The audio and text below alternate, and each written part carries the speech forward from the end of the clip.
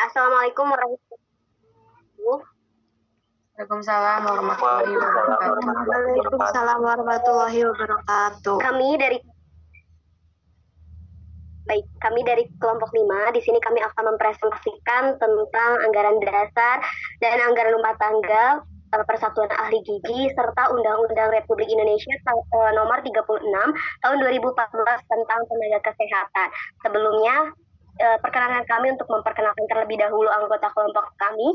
Yang pertama, pemateri pertama yaitu ada rekan saya Adita Noviana dan saya sendiri Lina Laina Tupu ada selaku moderator dan juga pemateri kedua. Slide selanjutnya. Nah, yang akan kami bahas di sini pertama adalah anggaran dasar Persaginya, kedua itu adalah anggaran rumah tangga Persagi, dan dilanjutkan yang pembahasan terakhir adalah Undang-Undang Republik Indonesia nomor 36 tahun 2014 tentang tenaga kesehatan. Mungkin baik untuk mengefektifkan waktu, saya persilahkan kepada pemateri pertama untuk menyampaikan materinya. Baik, terima kasih Tehlin. Nah, untuk di sini ada anggaran dasar Persagi, itu ada nama, waktu pendirian, dan tempat kedudukan. Terus ada asas, tujuan, usaha, dan sifat. Ada status dan peran, keanggotaan, seluruh organisasi, pembendaharaan, perubahan anggaran dasar, dan pembubaran. Dan terakhir yaitu ada aturan tambahan dan pemisahan.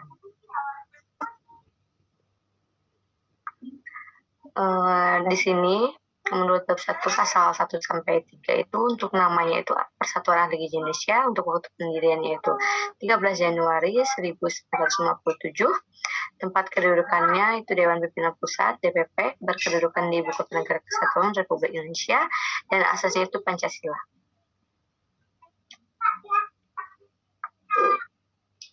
Nah, di sini ada tujuannya itu untuk meningkatkan keadaan gizi masyarakat, mengembangkan ilmu pengetahuan dan teknologi di bidang gizi dan bidang lainnya yang terkait, terus membina dan mengembangkan kemampuan profesional anggota, dan meningkatkan kesejahteraan anggota. Nah, sifatnya itu bersifat independen, nirlaba, serta dijiwai oleh kode etik ahli gizi dan standar profesi gizi. Nah, di sini ada usaha Persagi, di antaranya itu membina dan mengembangkan kemampuan profesional bagi para anggota, memelihara dan membina terlaksananya kode etik ahli gizi dan standar profesi gizi, meningkatkan mutu pendidikan, penelitian, dan pengembangan ilmu gizi serta ilmu-ilmu terkait, terus memperjuangkan dan memelihara kepentingan serta kedudukan ahli gizi sesuai dengan harkat dan martabat profesi ahli gizi. Terus melakukan kemitraan dalam perbaikan dan pelayanan gizi, membantu masyarakat dalam menjaga dan meningkatkan status gizi masyarakat. Terus setelah itu melaksanakan upaya untuk kesejahteraan anggota dan upaya lainnya untuk mencapai tujuan sepanjang tidak bertentangan dengan sifat dan asas organisasi.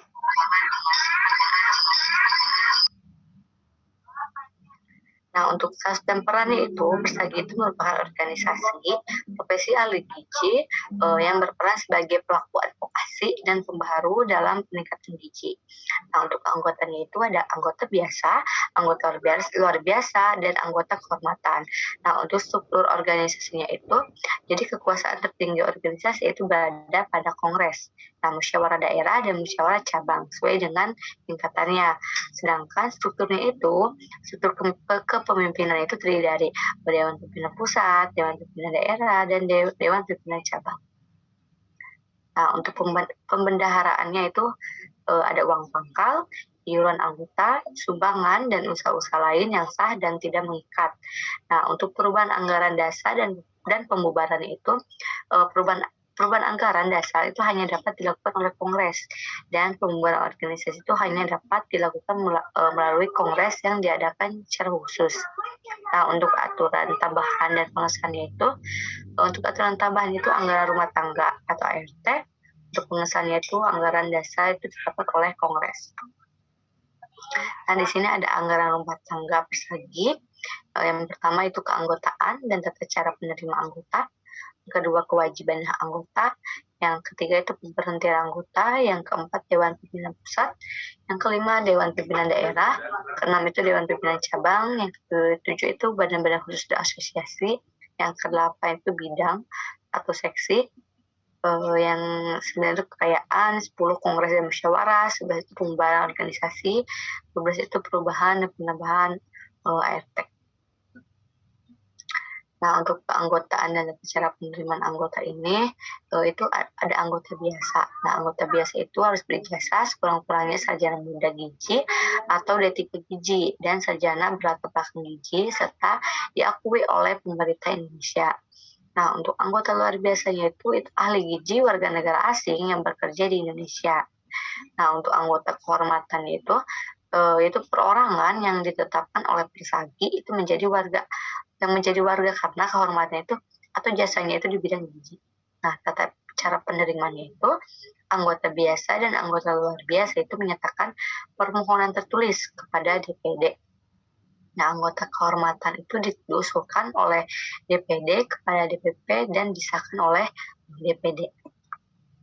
Nah, di sini ada kewajiban dan hak anggota.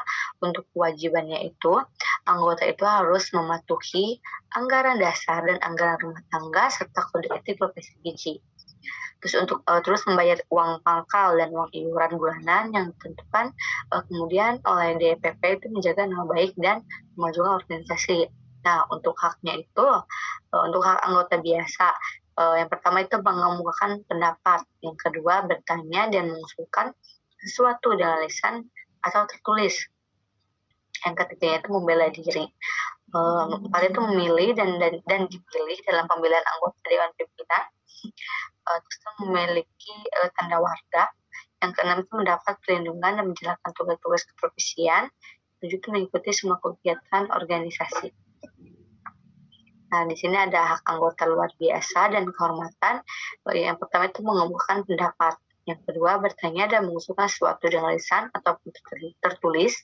Yang ketiga, membela diri, memiliki tanda warga, mendapat perlindungan keprofesian dalam menjalankan tugas-tugas keprofesian.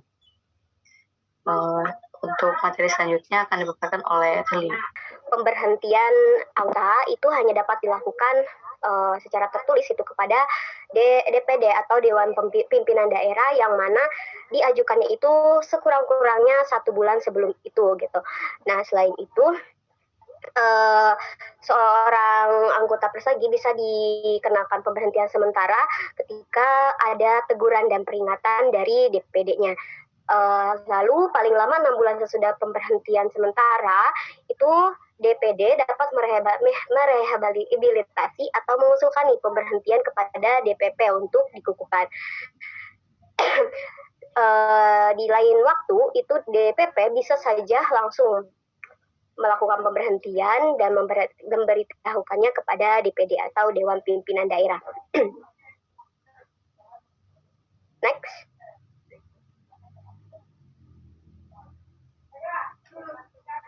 Selanjutnya, tadi kan udah menyinggung DPD, DPC, DPP. Sekarang apa itu DPP?